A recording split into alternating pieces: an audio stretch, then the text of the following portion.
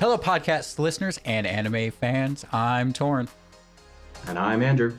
and welcome to the first episode of Anime Digression. For this episode, we will be digressing about Seirei Gensouki, aka Spirit Chronicles. And yes, I'm sorry, I probably butchered saying that. I'm a guy from the country in the US. Not going to do good with the Japanese. I'm sorry about that. With that out of the way and that digression, Andrew, what did you think of Spirit Chronicles? I thought it interesting. I gave it a 7. I like isekais. I'm a huge isekai fan. And also, I learned post the whole show that the whole thing is a prequel to the main story, which happens entirely after this whole season. That kind of explains a little bit of the show. Did you have a slogan for it? I said it's a show about a 7-year-old who inherits the memories of an 18-year-old, and this doesn't help him at all. We'll get into that. We will get into that. That's part of my gripe with the show. Anyway, for me, this show is built in a world that appears like a bottomless ocean that has an edgelord protagonist that only dips his toe in. That's good. That's much better. That's pretty much my feeling about the show, which is why I gave it a 6 out of 10. So I liked it. I gave it above a 5, but I didn't like it a lot. But we'll get into that a bit more later. Anyway, with that, we're going to get into the synopsis. For those of you who need a reminder about the show, this is a spoiler cast podcast. So if you want to watch it and you don't want anything spoiled, and there is, I'd say, stuff to spoil. With that, Haruto Amakawa finds himself in a bus accident and unexpectedly wakes up in another world in the body of a boy named Ryo, who has the thoughts and memories of Amakawa and himself. As Ryo, Amakawa was orphaned at a young age and has a life goal of avenging his mother. One day he runs across a few women that are looking for a missing person. Ryo ends up saving the missing girl while unlocking some magical power and returning her to the women to find out that she is the princess of the kingdom. To thank Ryo, the king allows him to enroll in the Bertram Royal Academy to study. In the academy, Ryo proves himself as being a capable fighter, while also fighting off discrimination from some of the noble boys in his class. All at the same time as growing awkwardly close to his teacher. After an incident saving the princess again, the bullies blame him for her being in danger in the first place, and Ryo runs away from school while being labeled a fugitive. Ryo proceeds to go on an adventure to travel to a country that his mother was from. Along the way, he befriends his would-be assassin Latifa, a young girl that also was in a bus accident and brought to this world, as well as the people of the wilderness. After ditching Latifa with the people of the wilderness, he makes it to Yamago. He finds his grandma and cousin there and proceeds to build his harem with his cousin and a local girl, finds out he is royalty, beats up a spoiled brat, visits the king and queen, aka grandma and grandpa, then runs back to the academy to save his love interest teacher from a political marriage that she doesn't want. She didn't explicitly tell him immediately. Yeah, just proceeds to we'll get into it. Yeah, we'll get there. It's at the end. Yeah, with that, there's a lot I want to talk about with this show. I feel like this show suffers from being converted into an anime. It was just poorly converted, I feel. And we'll get into this right away. I have not read the light novel. I'm going into this with no knowledge of the light novel. I did read some of the light novel. I think I got about 4 chapters in and thought, I don't really want to watch the grow up of this child. So, and at that time, at 4 chapters in, I didn't know there was a time skip. So, yeah, and I think that's partly going to get into some of this as well. But to me, I've seen some people comment about the fact that the light novel is a lot deeper. There's more in it, and you can kind of get hints of that in the anime, where you can tell that they're glossing over things, and you're like, I feel like there was more to that in the light novel, and they just rushed past it. So yeah, I feel like this one, of course, that's time constraints, but yeah, I imagine there's some things that were needed, and they might go back in season 2 and be like, also this thing happened. Yeah, well, but part of me wonders, is it a time constraint, or did they want to do too much too soon? So that's one of the things I want to get into. But what I actually want to start with first is this isn't Isekai. and you said you love isekais. I want to get into, does this isekai matter in this anime? Like, at least this first season. No, it doesn't, because everything appears to be Rio's perspective. He just inherits the memories and goes, "Wow, that was weird. I'll figure that out later," Yeah, and then never does well, and that's until he gets to to a later scene and goes, "I've been acting too much like Haruto, and I didn't really see him doing that, but I guess he thinks he did." well. So I actually, when I did the rewatch, that part I thought the same thing initially. I was like, this makes no sense. You're saying that you're being too much Haruto or Amakawa. But when I sat there and thought about it for a little bit longer, and it does make sense. In essence, what he's saying is he's been getting to these locations and staying there for like 1 year, 2 year, like long periods of time. But his main goal was revenge. So in essence, what he's getting at is, my goal is revenge, and I've been sitting here. And this part of the anime issue is, it's hard to know that he's been there for a year or two, other than like he gets to the next location and they're like, "Oh, you've been gone a year or two." So right, yeah. you don't Or he'll feel, say, "I'll leave this location in by this time next year," and then there's a time skip, and that happens. yeah. And so it's hard. It's hard as the viewer to understand how lackadaisy he's been. That, like, his goal of revenge, he's in essence wasted. I mean, by the end of the show, I think it's been like at least 3 years, if not 4 years. At least 3 years to get back to Celia And and his first parent member. probably more like 3.5, because he does stay a few months training Right, with Aisha. yeah. So yeah, so it's. I mean, he's been spending 3.5, 4 years not working on vengeance. Because like I said, the school I kind of ignore, because he's training, he's learning to be a fighter. It is going towards his goal, so I kind of ignore that. But yeah, I feel kind of the same way, that the isekai currently does not matter. So there's only a few times that it actually comes into play, and a lot of those we don't actually get to fully see. So one of them is when he, before the festival in Yamago, they're doing the whole like, what's her name's training. He's helping him. Like, this is the part that bugs me. This really cool part about the isekai, which is he is building them a water wheel and teaching them how to make rice patties, and they gloss over it. It's like, where did he learn about water wheels and rice patties? I guarantee you it's the fact he was isekai'd from Japan. So why do they just gloss over this? Like, it's showing how his knowledge of being Amakawa like comes into play in this other world, and all they do is show him like making the design, showing them about his water wheel, and then like teaching them how to plant rice. It's like, this is part of that world building where it's like, this would be really cool, and it's reserved to a few minute montage, which is so depressing. And then you also see part of it being him being able to identify people who are also isekai. Like, he can pick up on things they know or things they say. And this is one of the parts that bugs me the most. Latifah and the Latte. merchant. Latte. It's like, who I assume will show up in the next novel in the future. I assume she'll be a plot point.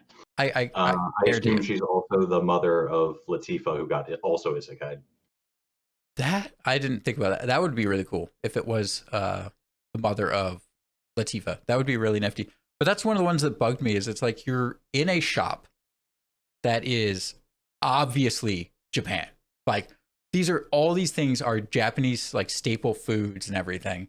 And everybody's like, man, the young lady of the big merchant family just has all of these crazy new ideas. Yeah. And they're all Japanese, or at least meets her. It's like modern. Yeah, he meets her. She's obsessed with tea, which doesn't seem that common. Like, he's face to face, and at no point does he go, "Are you from Japan?" Like, wouldn't you? If you are in a world where you're isekai and you run across someone who's oozing. This is also the first person, because he hasn't met Latifah at this point. True. It is the first person. You would think you'd be latching onto them. Like, you are from my world, I think. Let's talk about this. She Mhm. knows. She doesn't even mention it either. She knows that he's isekai. Like, she kind of Right. hints at the fact that, like, something's not right with him. I'm pretty, like, she knows. And Also, neither he of has them. black hair, and obviously she's Japanese and is attracted to black hair.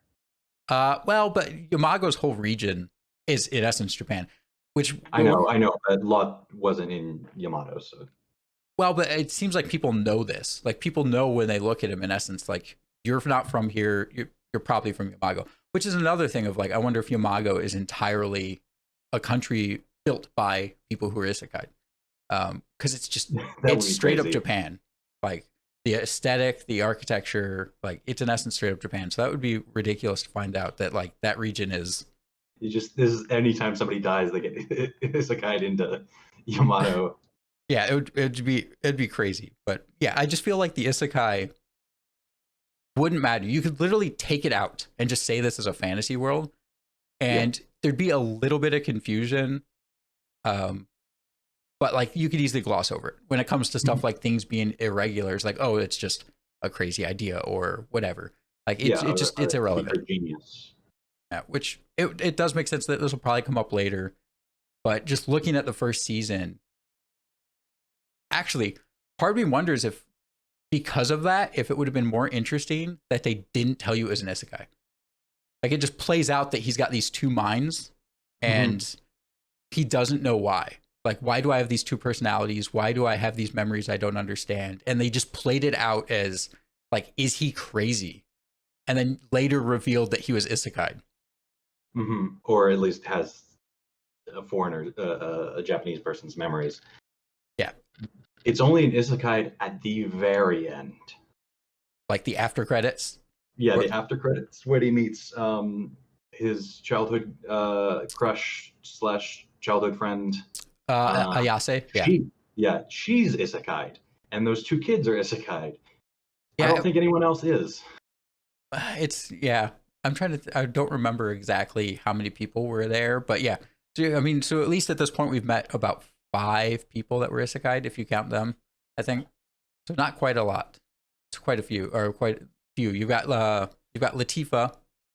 She was isekai. You've got Latte, and then those 3 at the end. Yeah. So I don't think we've met anyone else. So yeah, it bugged me that the isekai part of it really didn't matter. And if this is a prequel to what is supposed to be the actual story, that makes a little more sense. It's just, I think they could have played it out differently to where if it was going to be the backseat, they either made it the backseat by just not telling us and then revealing it later and then going into the main story, or just straight up, like, you could have cut probably the part where he died out and just ran it forward, and it would have made it interesting and unique while yet not completely changing the story. So let's get into the world building. This is where I feel it's a strong suit of the story. I feel like the world is good. The story played out horrible. So what do you think of the magic system? You know what? I really hate enchant physical ability. Just say it I once. went to bed after rewatching this, and I had nightmares about people chanting that. Yeah, just say it once. Then just show us the rune. Don't say it every time. We don't need to hear it every time. Just do it once. In triplicate, when like all the soldiers are saying it. Why? It's just not necessary. It makes it annoying. It takes up. It's just show them glowing or show the freaking thing go over them, and we get it. We know what they're doing.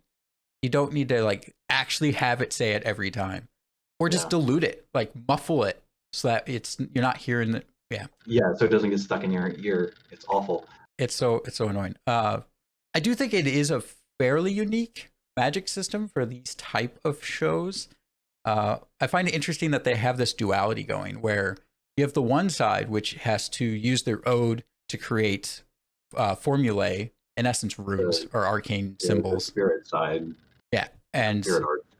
Then that lets them craft cast a certain spell. But then now you got the spirit side, which I don't know. I'm sorry, those of you who have read the light novel, it probably explains it. But my understanding is that you make a contract with the spirit, and then what's happening is the spirit is most likely casting the spell, which is why you can no longer use formulae because you can't expend your ode to create a formulae because your ode, I'm assuming, is going to the spirit, and then the spirit is casting it.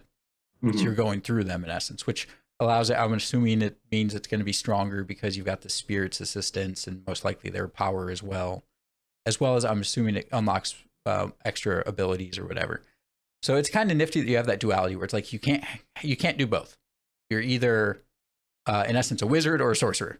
Like you either have to go through all this BS of like expending ode, or you're a warlock. Yeah.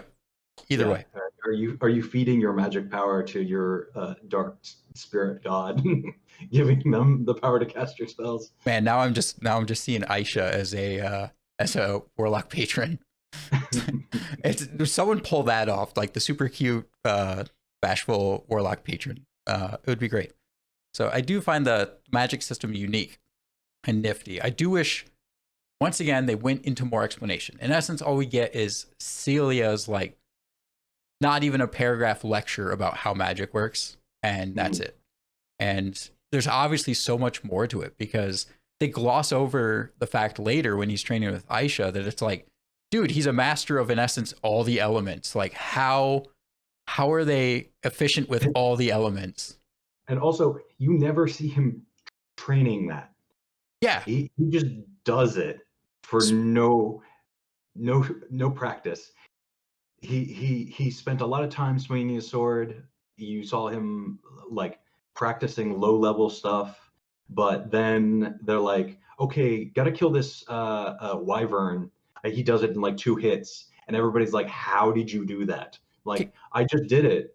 Like, well, no practice. That one's even worse because all he uses is an enhance ability. Like he just goes and punches it to death. Well, he does cast the whatever spell it is, puts it in his mouth and then punches the mouth closed. Which part of it is that they gloss over the fact that in essence he can replicate any spell he sees. Like he understands, if he sees someone cast a spell, he understands its principle and then just replicates it. Alternatively, it's just Aisha's crazy and super powerful. Alternatively, yeah. And a lot of it is he's able to replicate stuff. And they gloss over that too, because they mention a few times where, I think there's a couple times where someone does something and in essence he just does it right back. So they gloss over that and whatever. Let's move on. He's very powerful. He's so main character-y. You don't even know, man. He's classic Isekai where it's like, he's just powerful for some reason. Let's get off the magic system. I really want to address the classism in this because I feel like they underutilized that principle because it's the interest. It's the interest of the first 3 episodes is this feudal system hierarchy that they have in this country. And he has to deal with the classism that comes from Stewart and the other kid in the class.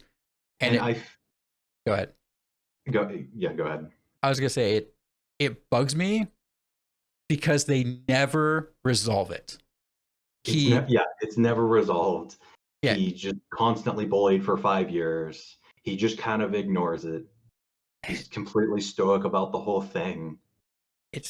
Nobody thought, hey, this 7-year-old child is gonna get bullied for being a slum kid.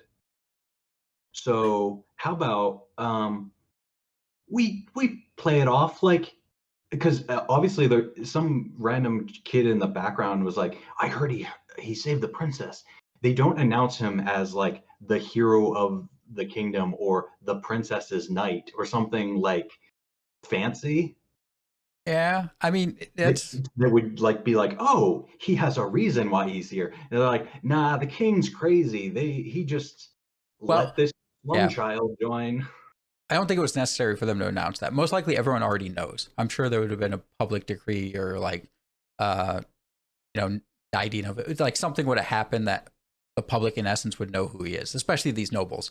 They've got spies and informants, and even the kids would know in essence who he is or what he did. So I don't know that it was necessary for that, but a lot of it does come down to they kind of addressed it. I think the king even makes an offhand comment about like how rough it'll be for him. Someone makes a comment about like how rough it'll be for him because of the classism. Right before they walk into the classroom goes, these kids are kind of nobles, so they're going to be a little harsh on you. He goes, "Don't worry, it'll be fine." Yeah, I'll just ignore them. It'll be okay. Yeah. It just bugs me because there's so much they could have done with it. I truly feel, this is just me, that this whole anime should have been the first 6 episodes. They should have stretched it out to the whole season. He should have gone to school, been in school for pretty much the entire series, and then they could have had him go to the wilderness and cut it there. Like him getting in a fight with the girls when he got to the wilderness would have been a great cliffhanger to like end the season, because they could have really explored the world building a bit more. So the understanding of magic and all that, he could have been taking magic classes. We could have seen him learn magic in school and understood that more. They could have gotten into more of the kingdom lore and Yeah. like the background of what's going on. Yeah, and on top of that, the Although, classism. I did learn from random comments on the internet, as you take those, the 5-year time skip was written in the novel. Yeah. Like this whole thing wasn't explored at all in the novel. It was basically 1-to-1 in the anime, for at least the first couple of episodes. Which is just bad story writing, man. It's just I mean, it might not be the anime's fault. It's still It's the the writer's content's fault. It should have gotten into this, which again, it might not have been the story he wanted to tell, but at the same time, if it's not the story you wanted to tell, don't do it ahead of time. Like all that information that he gave us during the time skip could have been like flashbacks, meeting people and talking about his past. Like all of that could have been done in another way, to where that time dilution wasn't immediately next to each other and the flaws immediately next to each other. It could have just been done another way, because there's so much meat there that needs resolving that's just left hanging. Like Stuart's dad, the Duke, sent an assassin after him. Like, also, nobody thinks he's alive necessarily. Like he falls off a cliff and then just disappears and like walks away, and nobody sees him. And they're like, "Well, he's probably dead, but let's send an assassin after him anyway." well, but the thing that I also don't get is, if you think he's probably dead, why label him a fugitive? Like, wouldn't you just say, "Well, this guy apparently tried to kill the princess, but he's dead, so whatever, leave it at that"? Like, why would you brand him as a fugitive at that point? I think they do know that he's alive, but they're hoping he's dead. I think they actually know he's alive. And getting into the labeling him a fugitive, in what country that exists? 12-year-old as fugitive? No, not even that. In what country that exists do you go against the will and thought of the princess publicly? Right. Like, the princess supports him and believes he's fine. Well, we don't care. We're going to label him a fugitive. Well, she's the princess. Apparently, it has to do with like the Duke being stronger in political power than the kingdom. But also, I want to point out, in the first fucking episode, an 8-year-old gets interrogated by the knights, and A doesn't break despite being a 7-year-old. Yeah. And 2, what the knights were explicitly told, he's a guest. Yeah, well, they do address that. He gets demoted. So he gets demoted, but he never asks for anything in regards to that. What do you mean ask? Like he doesn't ask for an apology from the knight. He doesn't ask for, "I want that guy fired," at all. He just his one request is, "Could you teach me courtly etiquette so I don't look like a fool in front of the king?" Okay, so there's a couple things I think about that. One, yes, the whole interrogation thing is just kind of stupid. With that being said, in a classist society, I could see how he doesn't see him as a kid. He sees him as, in essence, a pawn. So he doesn't care how young he is. He doesn't, whatever. He's a kid from the slum. He's a pawn. He's a peasant. I don't care. So he's going to beat him up, try to get him to confess to save face. I kind of don't. From that guy's perspective, Arbor's perspective, I see what he did. And as far as Amakawa not breaking, he also does have the mental capacity of a college student on top of being a kid. The memories of a college student. I don't know about you, but if you beat me for 7 hours with a club at 20, I would probably be crying. True. I will give you that. They could have made him like cry or made him like in essence even more neutral, like almost like I've submitted myself to death, like just be there Or just give completely. up and Yeah, just like lazy but no, face. he's at the last. I'm like, I have nothing to say to you because he's a cool, badass protagonist at 7 years old. Yeah, yeah, he's edgelord, man, all that edgelord. But yeah, I think they could have done the I submit myself to death route. Like it kind of would have fit with what they were going for his character, where he just goes slump, goes quiet, and just ignores him the entire time. And then Arbor could have got even more mad because like he's just straight up ignoring you, and I think that's worse than like being witty back at you. Like, if someone's just like I don't care, do what you want. But no, so he does get demoted for it, so they do address part of that. But as far as him wanting something, with his college intuition as Amakawa, I almost bet you him not addressing it, he's using it as a power play, like for the king and all that, where it's like, I've already saved your daughter, like your knights beat me. In essence, like I get whatever I want. Like he's just lumping it all into one power play to get what he wants. The thing he is, didn't ask for anything. that's the thing is, in the end, the king tells him, hey, we're going to let you go to the academy.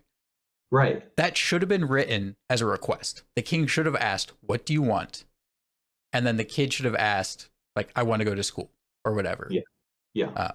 Like they or should. if he's really obsessed with revenge, I want this guy's head. That one, I think, once again, the Amakawa side would know not to ask for someone to be killed.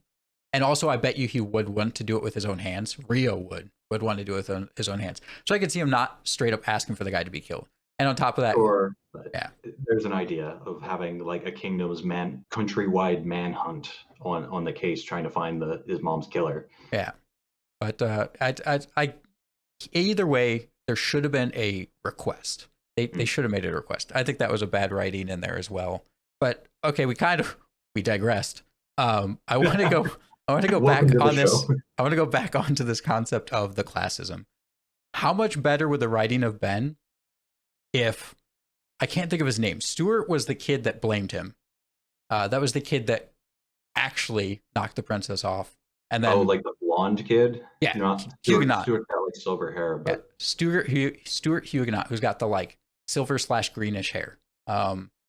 He's the one that actually knocked him off. The other kid, who I can't think of the name of, and I feel bad about, he should have come around to Rio. I think that would have made it so much better if towards the end of the 5 years, if he reluctantly, like just wouldn't be his buddy, but reluctantly actually came around to acknowledging him. Because that would have put a closure on this classism thing of like, he spent 5 years in school. Everyone just immediately assumed he's trash. He's horrible. Like that kid constantly went against Rio. Top of the class, constantly fought the professor in terms of skill. Yeah. Like, and won the tournament or won the bout. He can't do magic, but I mean, he could have been training the spirit arts, but apparently never decided to do that publicly. That could have been part of it. Why he came around is part of it could have been that and actually, instead of the princess getting knocked off and then him getting blamed for it and labeled a fugitive, they could have done that another way, and they could have had it during that event that Rio saved them. So, what's his name? And of course, I don't have this. Rice. Rice shows up, sicks the Minotaur on him. Rio saves them using spirit arts. Rice, the guy in the hoodie that's always the ambassador. Evil. Yeah, the ambassador of the Praxia Empire. They address that later. He's the bad guy. He's the antagonist. Okay. The very obvious bad guy. That not in the season one. He's not the antagonist in season one. In season one, he's the guy that like is interested in Rio, and like Rio gets in his way accidentally all the time. Yeah, but he's very obviously just evil. Yeah, he's obviously the end game big bad guy. One of them at least. Supports him. Yeah. He's obviously a villain. They should have had him sick the Minotaur on him and Rio save them using spirit arts. Like show how powerful he is. Have all the kids try to fight the Minotaur, fail, like they're getting beaten up or whatever. Rio just one shots the Minotaur, like just wrecks it. And then like these kids have to acknowledge like the dude is good. Then And for some reason, spent 5 years not using any magic. yeah, which they could get into that. But I think after that, now you've got in essence all the kids acknowledging that he's good. He's not an idiot. Then have something happen where Stuart blames him, and reluctantly some of the kids have to go with it, some of the kids fight for him, and then have the adults label him a fugitive. Stuart's dad, the one that sticks the assassin after him, Latifah, have him and the other adults label him a fugitive to get what they want. Because now you have this wonderful game where later on they could have the kids actually support Rio and whatever goal. And you also get this closure on classism, which shows that like classism exists. It's his foil during this whole arc. Like his villain is not these kids. His foil and villain is the classist nature of the society. Yeah. And you could see that resolved. Like, okay, this can be overcome with acknowledgement, like your skill, etc. Like it gets acknowledged. His skill gets acknowledged. He beats classism within his class. But then he, in the end, loses classism as he gets run out of the kingdom, basically. Yeah, so we see the older generations not willing to accept it and labels him a fugitive to get what they want. And then later they could resolve that as well. Right now, as it is, the classism shows up. He gets people going against him because he's poor. And then he runs away from school before that gets resolved. And then it never comes up again. I'll never return to this kingdom. So it's like all the stress, all the issues of that first 3 episodes when he's in school, nothing comes of it. Like there's no release to what his problem is. Like he has no problem. He just ignores the classism and then like leaves, which was his goal anyway, to go to Yamago. Like, what's it matter if he goes there early because he left like, and when he comes back to get Celia, the fact that he's a fugitive means nothing. He just hides under his hood, which he probably would have done anyway. And changes his hair with magic. Yeah, it's like, ooh, you're a fugitive, so you just change the color of your hair and it doesn't matter. You're in the face of Arbor, the guy who probably is you ingrained in his mind because he hates you so much. And because like you showed him up constantly. Yeah. You were basically his bully, even though he was your bully. Yeah, and he doesn't recognize you because your hair's silver. Like, come on. You're literally in his face, holding his property. He treats Celia like property. Holding his property with a knife. Like, he would recognize you. Who could it possibly be? Somebody said he had a grievance with me. It could have been anyone then. Yeah, I will give him some credit.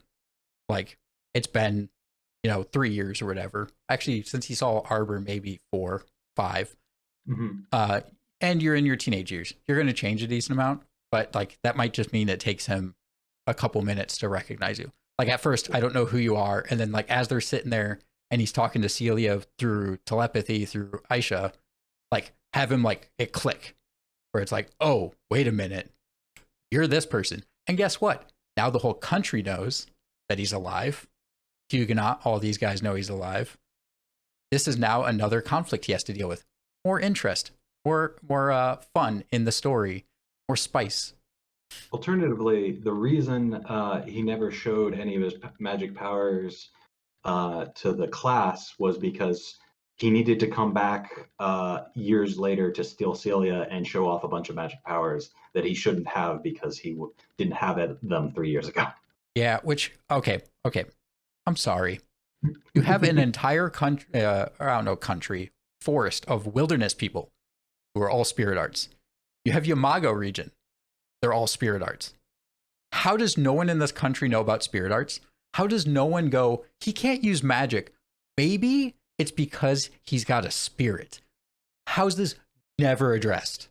And also, people know that people with like black hair tend to be from Yamago. And oh man, that guy's got black hair. Let's try to teach him magic. Oh, he sucks. Yeah, I don't get it. How does no one put two and two together that like maybe he's got spirit arts? Now this could be once again part of the wonderful world building that just gets glossed over in the show. Maybe it's one of those things where like, 20% of the population can use magic / spirit arts. We don't know. They don't bring it up in the show. It never gets addressed. All we know is he can see Ode, like physically see Ode around Mhm. people, Yeah. and most people can't, which I'm assuming is maybe part of spirit arts, or he's just really strong. I don't know which one it is. They don't address it. All they know Well, is he can I see think it. Celia could see it because she noticed him noticing in I the don't. first I episode. don't think so. I think she can feel it as part of the spell. Mm. So I think when she casts area or whatever, my Area brain doesn't detector. remember. Detect magic. When she casts detect magic, it's detect magic. Yes. When she casts it, I think she could feel energy sources, almost like hot spots from a fire. That's how Mm. my understanding was, is that she could feel the energy like coming off him, but he physically could see it because he sits there and he's like, how does none of them like Notice see this? yeah. And like Celia doesn't say anything about being able to see it. They're like, hey, do you sense anything? And she's like, oh, I sense four sources, Okay. us, five, whatever. I sense us and him. Mm. So I think it's more of a sense of feeling of like Okay. the location, how all that works. Whereas he can straight up see you glowing all Super Saiyan like. Gotcha. Be great if Yeah, they that actually would, said this. But oh well. Anyway, I do want to get into the actual um, story development between the characters. So one of which is actually Latifah. I do really Mhm. want to get into Latifah's character a little bit because it's interesting to have that standpoint from a kid. So Endo Suzune, uh, apparently she thought of Amakawa as a big brother. Like Despite never talking to him, you just saw him on the bus a lot. yeah, and I kind of get this. A little kid, like I'm assuming they ride the bus a lot at the same time all the time, which is why Mhm. she always recognizes them on the bus and why they Yeah, and make just such a like big deal about it. yeah, and just your imagination as a child Yeah, starts making things up, and you're like, oh, maybe that older guy could be my big brother. That would be cool. yeah, and she even mentions like she's always wanted a big brother, and she always saw him on the bus. I get it. You Yeah, you thought of him as how when he says that he also was isekai, do they not put two and two together? That the kid he looked at on the bus, probably all the time, and before the accident, looks directly at her. She looked directly at him. How do you not put it together that you I two are you two? guarantee you, he does. He knows it's probably her. She doesn't because she's young, and he never said, "Oh yeah, I was in a bus accident" True. to her. She says she was in a bus accident, and he's like, "Oh, that was probably that little girl Yeah. And in his mind." why don't they address this though? Like at least him acknowledge it a little bit. Like, oh, I wonder if that was her or something.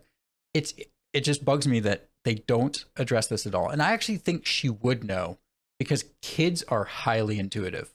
Like despite what a lot of us think, like Mhm. they pick up on things that we don't a lot of time.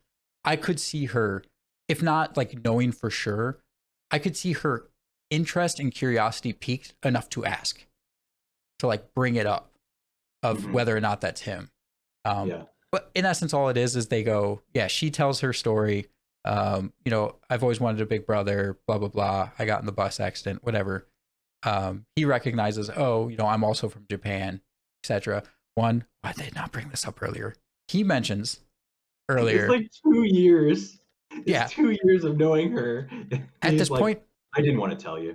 like three, I think, because he picks Mhm. her up before he gets to the wilderness. They're in the wilderness for like a Yeah, you're year, right. You're right. and then he goes away for 2 years. It's like 3 years.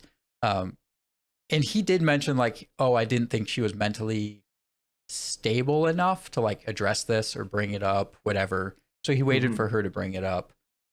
But like they traveled together for a year or were together for a year, enough that she thought of him as a big brother. She was attached to him so much that he had to wean her off before he Yeah. could leave. She never brought it up during that first year. Like she waited for him to be gone for 2 years. He even like in that when she actually when he came back and she did the whole "this was my backstory, I was in Japan" thing, she says, "You've never." He tells her, "I was also from Japan," and she goes, "You've never told me anything about Yeah. yourself." And I go, "You were together for a year. What did you talk about? Yeah. Did you never say like, oh, I was in the military or the kids academy of this city. Yeah. This is what I did." Like nothing. I Yeah. was born in the slum. I lived in the slums. No, I never talked to this child. She just rambled on the whole year that I knew her. It's yeah, there's so much that would have happened during that year and they just ignore it. Okay, one of the things though I do want to get into about Latifah. So other than the fact that, you know, I don't think they quite reveal some of that information right, is I don't think that she would have gone with Rio after he took the thing off her neck. I don't think she would have. And the big reason I don't think she would have is I guarantee you she would have had Stockholm syndrome. She's a kid. And just and just run back to the She'd be scared that they would chase her and kill her. yeah. And they just know, oh, he freed her. So like now she's her little kid child self and she's going to chase him because she doesn't know what to do. It's like, no, she's been bullied. She's been abused, beaten, Abused. starved. All she knows is Stuart. Stuart is not her master. He's her whatever. Esteemed older brother. Yeah, esteemed older brother. And even after the collar comes off, she still refers to him as that. She would not have gone with Rio. I guarantee you she would have grabbed that collar and ran back home because she'd be scared. Like Stuart, as far as she knows, is super powerful, owns her, and is her world in this world. Like it's all she knows for the most part. I think she would have ran back. And they should have had her either run back or attempt to, and then Rio do something about it. Or she overhears them say like, if that darn beastkin comes back, we'll just kill her. Yeah, like she's too much trouble to keep around. Yeah. And then she runs back to Rio. Yeah, she should have run back. I think she would have had Stockholm syndrome and she'd have gone back. And they could have even just made it a conversation where he even says like, what are you going to do now? Or something like that. I think he even addresses this, like, you know, what are you going to do? And she should have just straight up said that she's going to go back. Like, you know, they're going to try to kill me, or, you know, if I run away, or they're going to, you know, hunt me down or whatever. And then he could have addressed it of like, no, I'll protect you or whatever. Like, and then he could have taken ownership of her, which I think would have been more interesting of like, okay, I'm going to take, you know, this defenseless kid and I'm going to take responsibility for protecting her. And I think that would have, except he's just like, I'm out. Yeah. I don't care. He's like, you might try to kill me. I've watched you cry and bawl as a little kid. You might try to kill me. You know, whatever. And that's another thing I had to note about. He says, there's a place for people like you to the east. The direction I'm going. And then proceeds to like try to leave without her. It's like, you addressed that it's literally the direction you're going. Right. Like, you could have just said to the east and then like walked off and left. Like, you specifically say the direction I'm going and then you try to leave without her. Like, of course she's going to follow you. You literally told her, I'm going that way. Like, there's salvation in the east. I'm also going that way, but don't follow me. This is literally the, like, you're walking with your buddy, you say goodbye, and then you both start walking the same way. Like, right. Like, my house is in this. Yes. Yeah, so it's my, what, why did we, why did we say goodbye? Okay. Yeah. It's literally that, like, I'm going east. That's where your salvation is. She starts going east too. Of course. Like, even though, like I said, I think she should have ran back to Huguenot because Stockholm syndrome, it's a thing. And I think she would have had it. Okay, we've been kind of bashing it a little bit. Okay, what are some more stuff that what are some of the things you liked? I only have more things to bash. Only bashing? Man, it's yet you gave it a 7. I gave it a 6. If it wasn't, like I said, if it wasn't basically a prequel, and if it wasn't isekai sort of idea, I probably would have given it a 5 or a 6. Yeah, I mean, it being a prequel does lend itself to some. It's just I think if it's purely a prequel, they should have addressed that. Okay, this is something I picked up on, and I actually do. This is an awesome thing for me that I picked up on the second time through. I did not pick up the first time through, and that is Rio does the same thing as his parents. I don't know if you picked up on that. His mom was to be married, and his dad ran away with her. Oh, Celia was to be married, and Rio ran away with her. They literally replicated his parents' history. Yeah, that is true. Yeah. And even the backstory of like sort of protectors, but in reverse because she was his teacher. Yeah. So it's like I actually loved that little bit of a nod. I was like, that is really cool.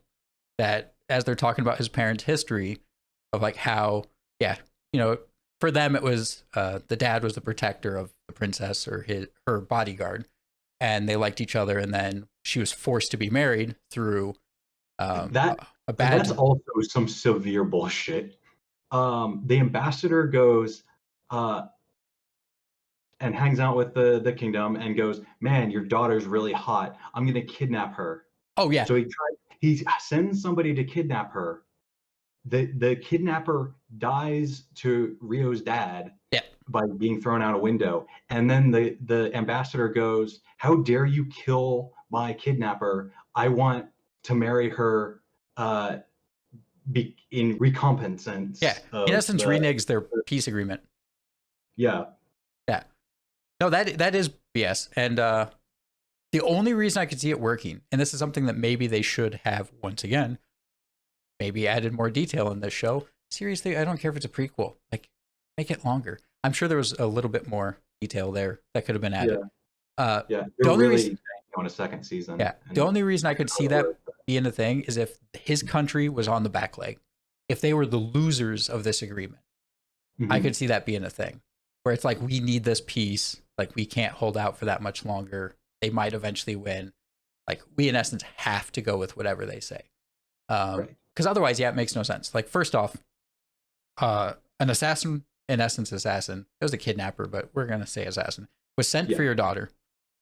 And you're okay with this. Like, why would you not be the one backing out of this peace agreement and saying, you make it up to us?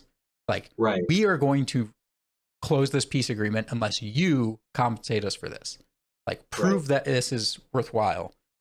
Alternatively, send the ambassador back in chains saying all of these things. Yeah. Or a new ambassador. Or send a messenger and be like, we're keeping your ambassador. Yeah, for crimes against the kingdom. Yeah. That's like, you could just send a messenger back that's like, yeah, your ambassador attempted to kidnap our princess. So he's, he's being executed. Almost executed. It depends on how much you want to upset the other country. Like, yeah, if he was within their country, I would assume execution. Since he's an ambassador of another country, yeah, maybe they would have to imprison him, or they would have to deal with the other country, which is like, we will send him back under the agreement that you punish him under your laws. Yeah. But yeah, no, that is kind of BS. But I did love that little hint where it's like, he's in essence treading the same steps as his parents, which I thought was really cool. With that being said, let's get into his relationship with Celia, because this starts off kind of creepy. Like, she's what, 12? So I think she's in essence 5 years older than him, like 5-6 years older. He's 7, she's 12. She explicitly says she's 12. Yeah. She, in essence, befriends him. I get that she might see him as like a lost puppy, whatever, like wants to take care of him. I can bullied child. Like, it's my responsibility to protect this small child who was also bullied like I was for being a genius. Yeah, exactly. Then he's in school for what, 5 years? Yes. So they've been together for 5 years, in essence. They're each other's only friend, in essence, for 5 years. How has their relationship devolved to, we're dating but not dating? Like, how has this not come up at all that like we like each other, or any sort of aggression Like any sort of recognition there that they love each other. I How? don't, because I don't think Rio had any level of love, and Celia just kind of made that up as she was going along because he was her only friend, and for a while I think she was just relying on that one letter he sent her. Yeah, it's. I get why Rio, Mr. Edgelord, uh, would not recognize that he loves someone or whatever. Like, I get that he would be ignorant in essence. He's like, oh, she's a person I find interesting or whatever. You're going Edgelord route, whatever. How, man, I could see Celia like doing a confession or something. Or like, especially when he comes back after being labeled a fugitive and like, I have to go. Like, I could see her doing a confession or something there. She did. She said, "Are you gonna take me with you?" Well, but this is Celia. So, And if he had immediately responded yes, she would have definitely just gone with him right then. probably, probably. But then she reneges it both times. Well, Both she reneges times. it because he pauses. True. But she reneges it both. She does the same thing twice. She says, will you take me with you that time? And then when she's saying, no, I'm fine with this marriage, whatever, she says it again where, well, will you marry me instead? She says the same thing twice. Yes. It's like, Celia, did you not learn the first time? You have to be like, don't renege it.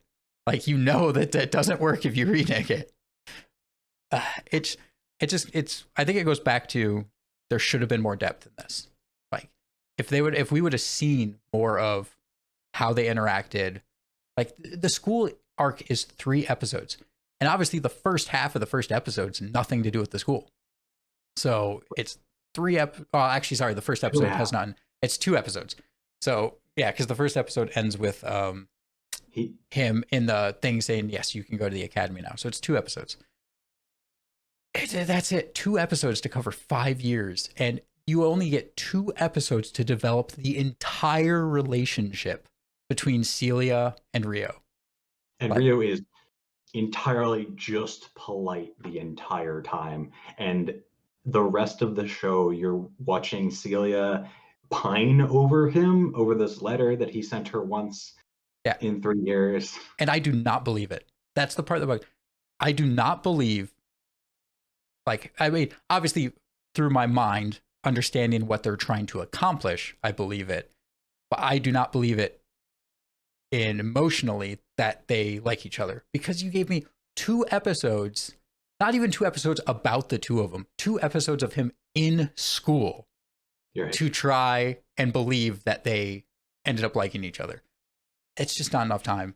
And it makes it hard to believe that he would defy an entire country later. Well, he hates that country, to be fair. He might have just done it to stomp on Stuart's face. Whatever. I hate Arbor. I would probably do that. I would. If you bullied me in college and I had all this crazy power and you were going to become king of the country, basically, because of political reasons. Yeah. It makes.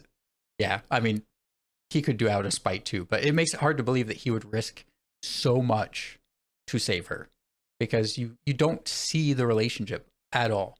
It's like, and on top of that, the one that I didn't understand either is when they show his grades, everyone's like, you cheated. Well, I shouldn't say everyone.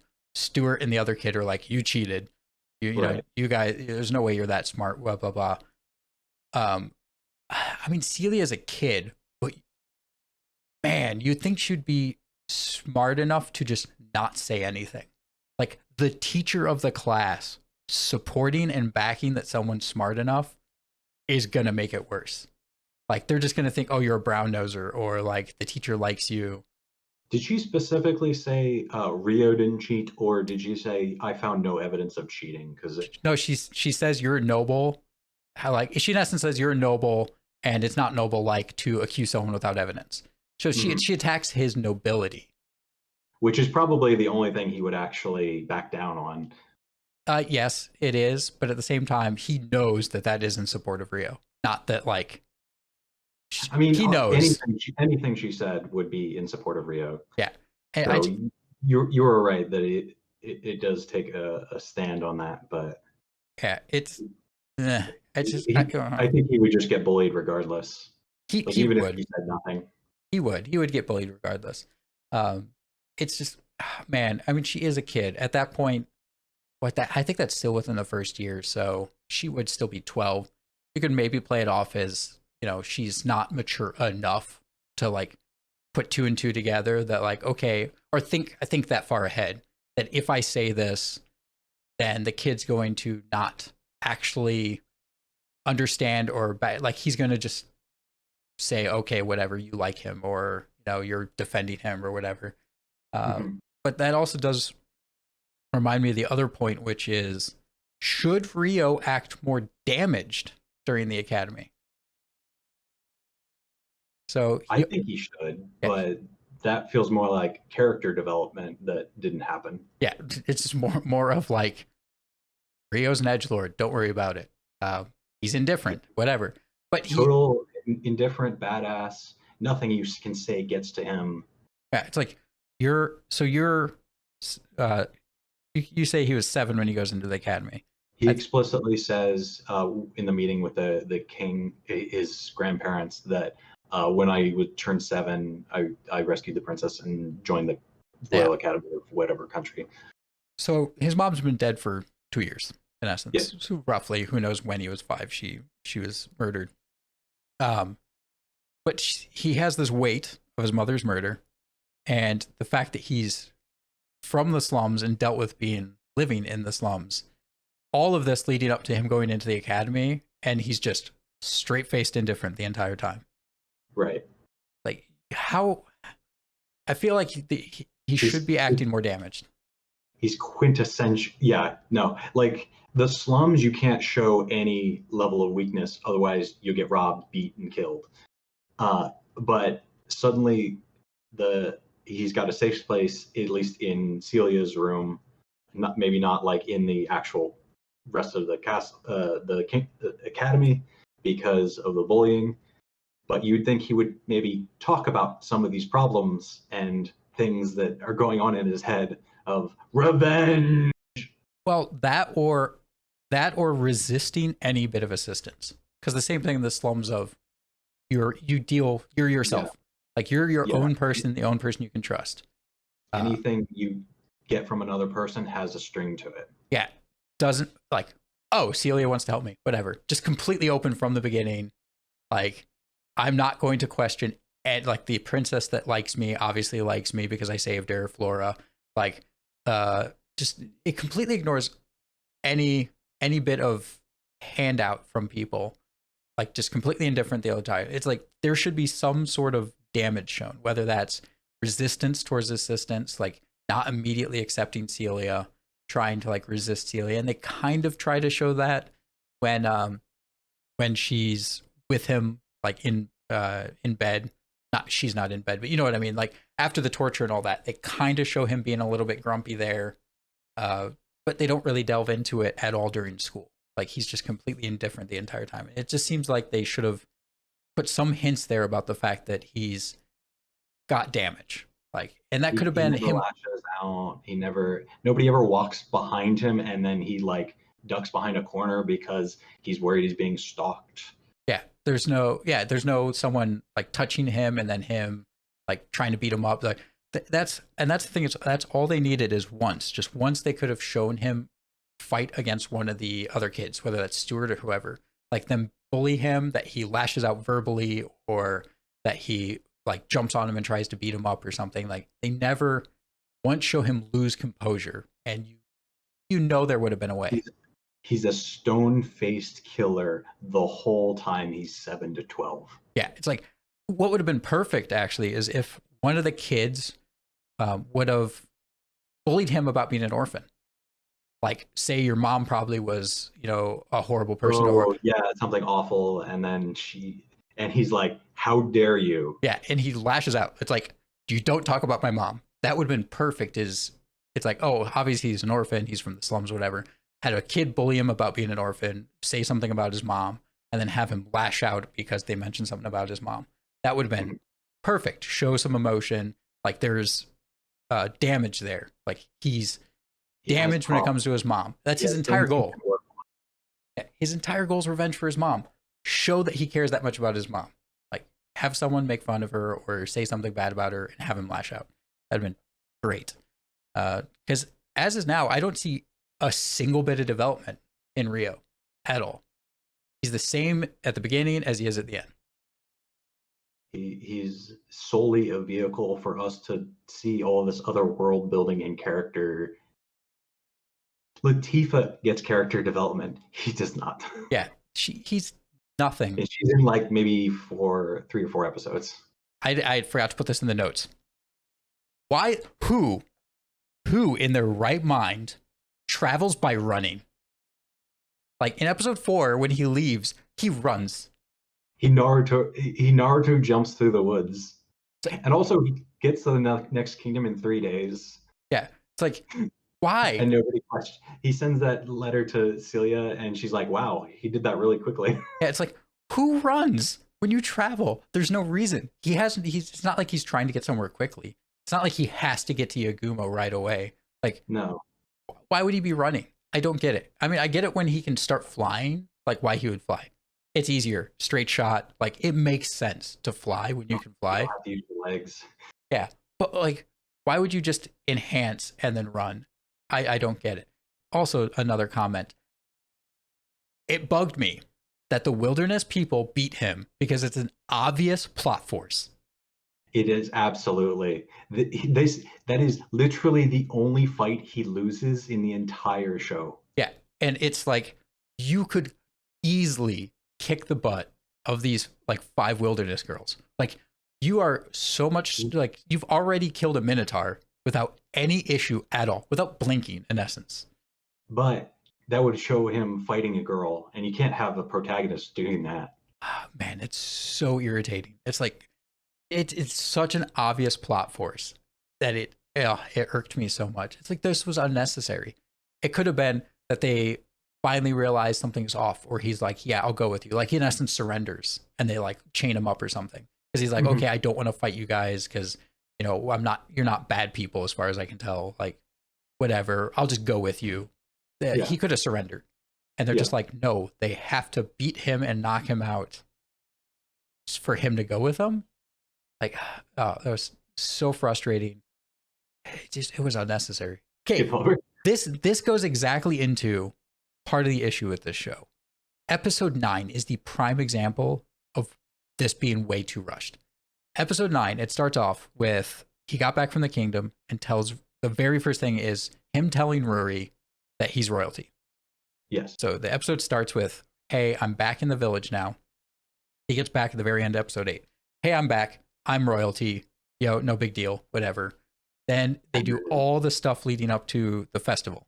So like he does a water wheel and teaches him rice cultivation. Doesn't get talked about. Then tells Saya that he's leaving. Saya does the confession. The festival happens. He harshly shuts her down. Yeah. All of that is half the episode.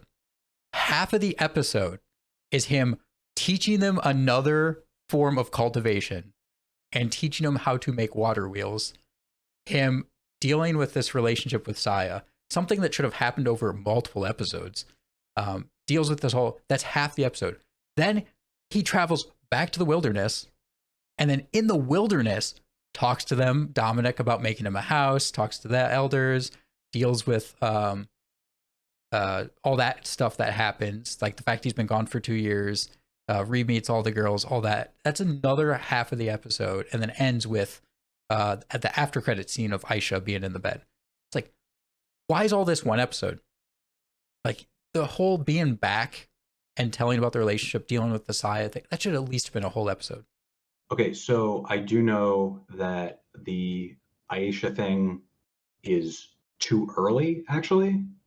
That wasn't supposed to be until after he meets the Isekai kids from the end of the last episode. Wait, what?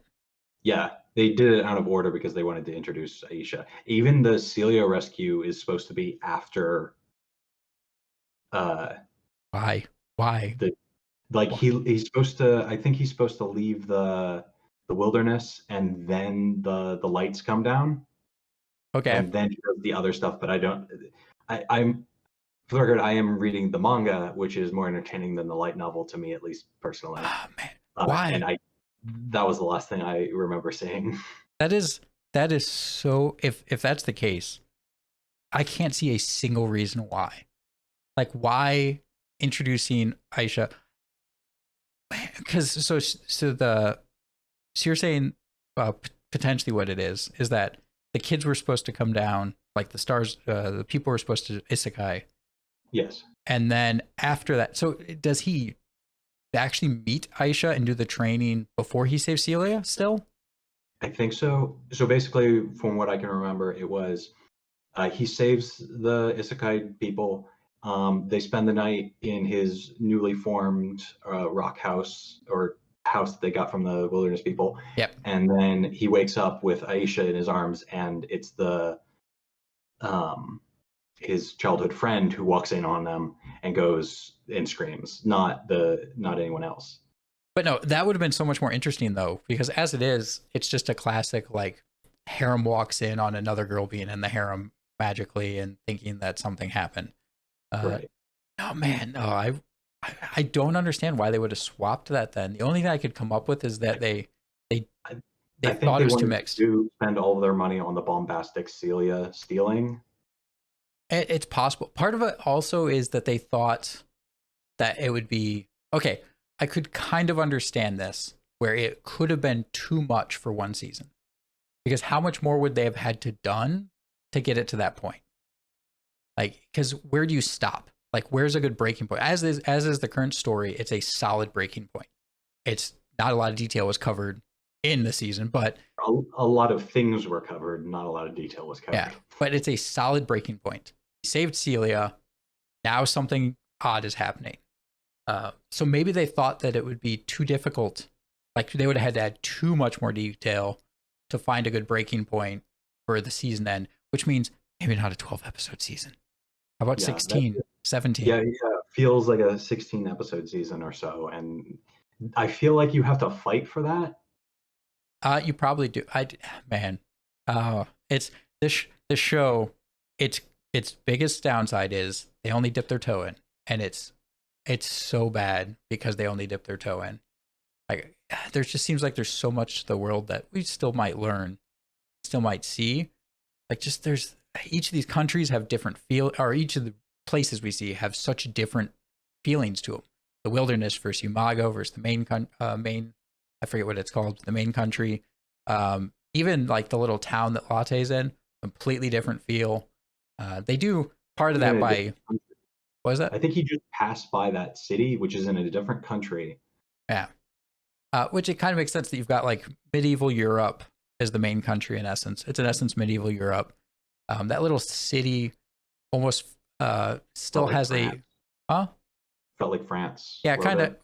like a medieval France slash merchant feel to it. So it's hard to I say think it. mostly that was the all of the like bread and stuff that was shown. Like, It's a merchant town, so yeah, you kind of see it that way.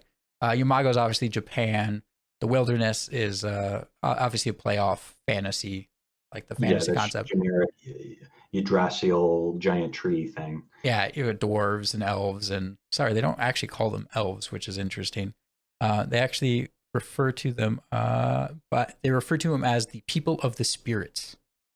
Whatever, they're elves. They're Uh, elves. they're elves. So you've got beastkin, you've got elves, you've got dwarves, all living together.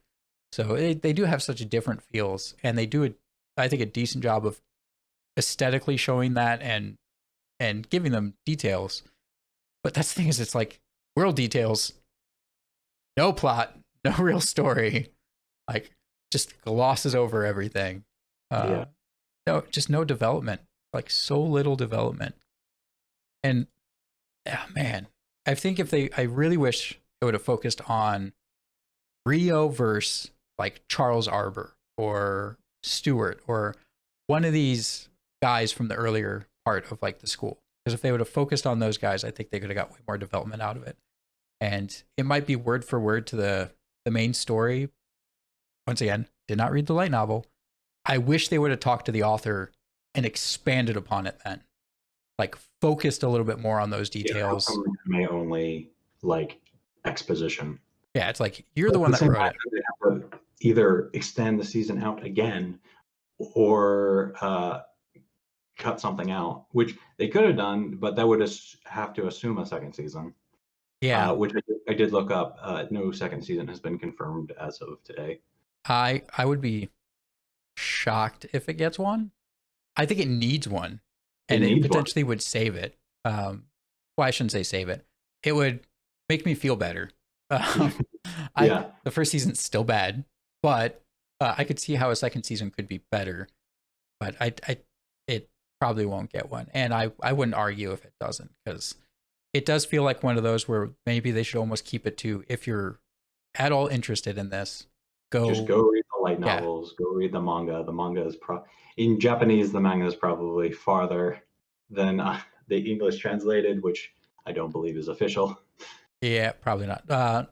It needs so much more, that it needs a written form. Like it just needs to be in a written form, or they need to make this I think the way light bigger. novels are actually really deep, like at least 5 books in, and I think the end of the first book was the end of this first season. Oh wow, okay, that's man, there's so much, and there's so much more stuff that I still to talk about, but I feel like it all falls under that same umbrella. Okay, one of the things I did want to quickly talk about is this idea that Aisha, she's in essence a image of how he sees his love interest. His childhood friend. Yeah, Yeah, she's in essence a pink-haired version of his childhood friend. At with first, I all won. Okay. with all of his powers. Yeah. At first, I wondered. This is before later they show Michan that she's being isekai. At first, I wondered if she actually was, like, if the spirit actually was an isekai, like, childhood friend, which I think would have been interesting if she isekai'd actually as a spirit. Um, that then he made the contract with, because of the contract took when they were kids. So the actual contract that sealed them was not in that world, but was in their world. That could have been really That would cool. be a really specifically weird contract. Like we created a spirit based on the like feelings that we had at 5. But I feel like maybe that still would have been a I better mean, story. I'm not saying that's not possible. That seems like something you would write in as a plot point Yeah, in this series. but Um, I I feel. was also thinking possibly just time travel, like Oh, uh, me travel. Aisha travels back in time to rescue young Haruto or young Rio, something huh. something. That okay. Yeah. It's man. It just I guess part of me, since um they introduced Michan or Ayase as being like she will be isekai'd into this world. It makes me wonder why they bothered having Aisha look like her. Like what reason like they could say that the spirit takes the form of whatever you want. So like he willed her into looking like her. That's possible. Right, That right. the spirit's aesthetics can change or warp depending. And I mean, she is supposed to be at least the second strongest, if not the strongest type. She's a humanoid type spirit. Mhm. Uh, takes human form. I don't So think they can really explain. They yeah, they don't go once again get into the details, like why can spirits have different strengths? What are the strengths of the different spirits?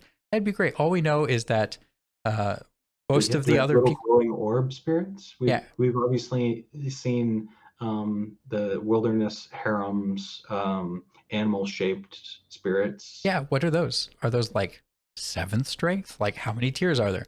All we know is that Lady Dryad is second strongest. She's not the Yep. strongest, and we know that the second strongest is the minimum to be a human shaped. Human shaped spirit. Yes. Yeah. But we don't know anything else about the other spirits. Like, how do people get into contracts with these spirits? Like, do you stumble across them and then like they're like, hey, you should make a contract with me? Um, we don't know. I may offer you a contract. Or which would be really interesting is, do you need to use your ode to form a formulae to summon a spirit and bond a contract with it? Like that's how so many other shows do it. Like you have your animal companions or spirit companions, whatever.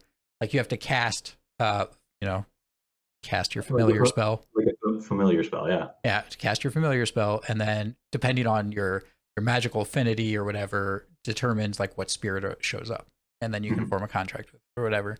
So we have no idea if that's how it's done. They just don't address it. And the thing is, that's something that easily a little bit of exposition could have solved. Like she's already mentioning that. Like 2 sentences even. Yeah, she already mentions that it has to be at least a tier 2 or above to be a human. Like, how hard is it to be like, oh, they're out of the 10, 10 levels of spirit, like you have to at least be a 2 to be a human shape. Like they you could at least added that little bit of extra detail. Now we know, oh, that's really strong. Because like being a top 2 out of 5 is not nearly as impressive as being a top 2 out of 20 or 30 or however many levels they want to add. It would have made us realize how much stronger that spirit is. And then we already know, in essence, it's a tier 1. Like when Lady Dryad's like, what the heck, she's really strong. And they specifically say what a toppest tier spirit is not been seen since, I think they said, a Great War or something. Yeah. So nobody alive has seen a great spirit. Yeah, you already know that she's a tier 1, like high-end spirit. Would have been nice if they would have put a little bit more detail into that with that whole training scene and all that, like her being even more impressed or like showing more interest in Aisha rather than like, oh, she's really strong, we're going to train them and then like send them away. It's like, and then they do a fight. Rio fights Aisha and they're like as strong as each other. And everybody goes, wow, they're really strong. Yeah, they really can use all the elements. Yeah. Well, goodbye. Let's get into that fact for a second. Rio holds his own against Aisha. Is this normal? Is it normal that you who most likely likes it, I don't know for sure, but I guess feel free to yell at me in comments and reviews down below about my ignorance. Please mark your own spoilers. But on top of that, yeah, please also no spoilers about content outside the season, please. On top of that, is it normal that what I'm assuming is you earn your magic through your spirit? So I'm assuming that your ode goes to the spirit and then it allows you to cast the spells through the spirit. So is it normal for someone to be able to toe-to-toe fight their spirit? On top of that, especially if their spirit's like a great spirit of tier 1, like is someone supposed to be able to toe-to-toe fight them? Because I doubt it. I doubt this is normal. Why are they not more impressed with the fact that Rio is toe-to-toe fighting his own spirit? Like, what? Like you see the other wilderness people like riding their spirit and their spirit fighting for them. Like, oh man. It's a lot, and you don't get any answers. I want answers. I want answers. Like, okay, I take this back. Just give me a season 2 so I can just get more answers. I might get more questions. I'll just get more questions. It still won't answer it. Whoever converted this to an anime, I think, I thought didn't do a good job. You're saying potentially they did a 1-to-1 for the most part, and then the writer did a bad job at that point. Like earlier, the earlier stuff is 1-to-1. The later stuff is a little changed. Okay, it's I mean, some of that whole timeline is moved around. Yeah, it's still not as moved around as Peach Boy, but that's potentially a different episode. I did finish that. Yeah, no, oh man. Once again, potentially a different episode. So I think we've covered pretty much everything. I don't know if you have much more you really want to talk about. The last thing I've got is he spends the whole show not killing a single person. And then the last scene in the post-credits just brutally murders a bunch of bandits. Oh, okay. Yeah, actually, we did. Man, we almost skipped one of the most important things to talk about. Yes, you're right about that one. We don't see him actually kill anyone, like at all. He typically melees people. He punches them, doesn't actually use his weapons that often. Typically punches things. And yes, at the after credits or whatever, we see him like straight up brutally murder people. The only thing hinting to that is the thing we should have talked about, which was him beating up the almost rapist. What the hell is that? He had a flashback, though. That's why he had to beat that guy in the face. He said it's the second time. It's only the second person that he's wanted to actually kill. As he specifically says, like, this is the second person I've wanted to kill. I get, but no, it doesn't make sense to me because I guess we're supposed to assume that when was his name, Lucian or whatever, we're supposed to assume that he does have a really punchable face, but he does. He definitely has one, Lucius. So we have to assume that Lucius didn't just kill his mom? Did Lucius like rape his mom and then kill her? Is that why it triggered his memory? Or is it just the fact that like Lucius is on top of her? Yeah. Over his cousin in a way, or the girl in his way? Yeah, it's just he just happened to like be on top of a girl and that triggered, in which case, oh man, he's gonna kill so many people. But it's they don't get into that whole idea. Never walk into people's rooms without knocking. Yeah, man. Never. Never. Especially adults. We don't need to see what happens. But no, it doesn't make complete sense to me that if it is true that maybe Lucius raped the mom and killed her, I'd get it. Like, okay, that could trigger it because that idea of, the same thing happening could potentially trigger him getting super mad. But if not, and it's just like Lucius killed her, and it's just the fact that it's a guy on top of a girl looking, bad, looking like a villain, I don't believe it would trigger it. I think he would just act in his normal, indifferent self. Right. Right. And I mean, probably beat him still. Yeah, still beat him a good amount, but like beating him pretty much to death, like within an inch of a death. Yeah, he absolutely would have just kept punching him unless somebody stopped him. Yeah, he'd have killed him. I mean, the way they wrote it, he would have killed him. I don't believe it. I don't. Maybe that's once again a lack of detail, but all we see is the guy on top of her, and it like in essence morphs it to the picture of the Lucius on top of his mom, and then was Lucius like eating her flesh in that picture? Because it seemed like it might have been. I don't think so. The way I imagined it, maybe I'd have to go back and watch it again. I think twice is enough.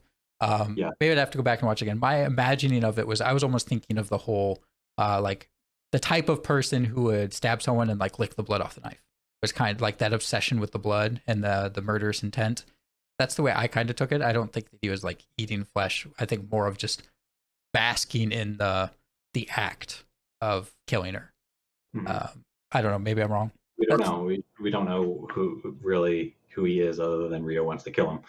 Well, we do know that he was an adventurer with his dad.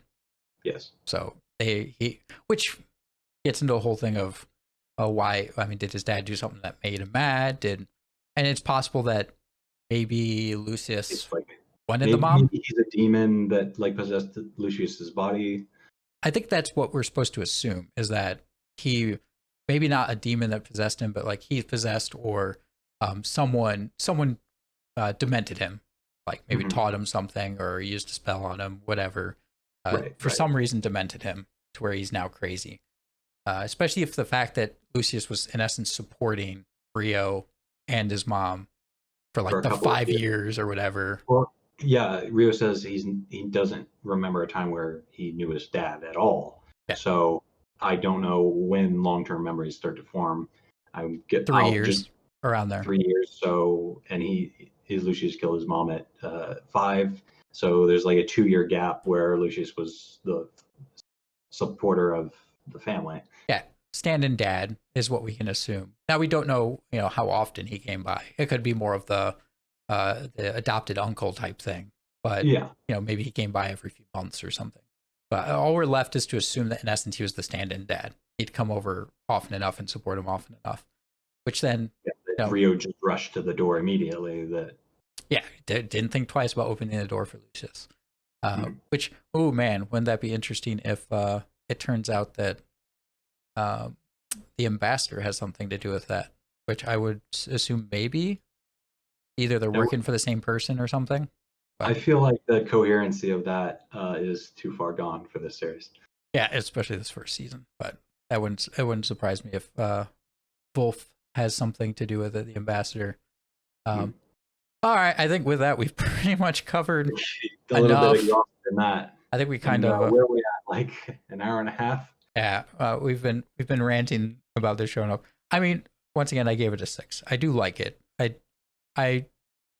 Well, it was enough to watch it a second time to take notes and get this together, but it's so lacking. An interesting fantasy, and I want to see where they go with it. Would you recommend it to someone? It would have to be real specific on the type of person. I'd recommend it to you, but at the same time, I wouldn't recommend it to casual anime fans. Yeah, I don't think I would recommend this to anyone who's not. If someone likes isekais, I'd recommend it. Yes. Like it scratches the itch to an extent. Yes. It's good enough to watch. If someone does not, I wouldn't say does not like isekais. If someone's casual, I wouldn't recommend it. There's too much backlog catalog of stuff I think's better. But I think it rushes the plot too much and doesn't go into enough detail for anyone who is more casual to latch on to it. Right. It's too surface. And if this never gets a second season and you recommended it to a casual person, you just have to tell them like, well, you got to go read the light novels now. And they might go, why did you make me watch this? So many anime, I fall into that trap of, hey, we made one season just to get people to want to read like the light novel, manga, whatever the source material is. It's like, I hate you. You left it in a cliffhanger because you want me to go read this material. I'm not going to do that. I don't have time for that. No, I'm not going to do it. And I have a feeling it's for us because we can't read the Japanese, so we have to go hope that somebody has been translating it chapter by chapter. Yeah, you hope, and most likely not. Too many anime fall into that category. But yeah, so I mean, with that, let us know in reviews, comments down below, etc., what you thought of the show as well. Did you agree with us? Did you not agree with us? You can also let us know on the Twitter page, which is Anime Digression, at Anime Digression, or email us at animedigression@gmail.com. Stuff you want us to cover, stuff you want us to talk about, what you thought about the show, all that. Just please let us know. We'd appreciate it. If you think we're horrible, let us know too. We'll try to fix it. Maybe. Depends. Or we could just ignore you entirely. Yeah, we'll see. Hopefully not. But constructive criticism, please. Constructive. Yeah, constructive criticism. I mean, if you want to talk about how my beard's horrible or something, sure, I'll allow that. Or but the color in my room is off. Yeah. If people like it enough, maybe we'll improve quality. But anyway, thank you all so much for listening on to us. Like I said, reach out to us, let us know. And I guess hopefully we'll see you all at the next one. So bye, everyone. Bye-bye.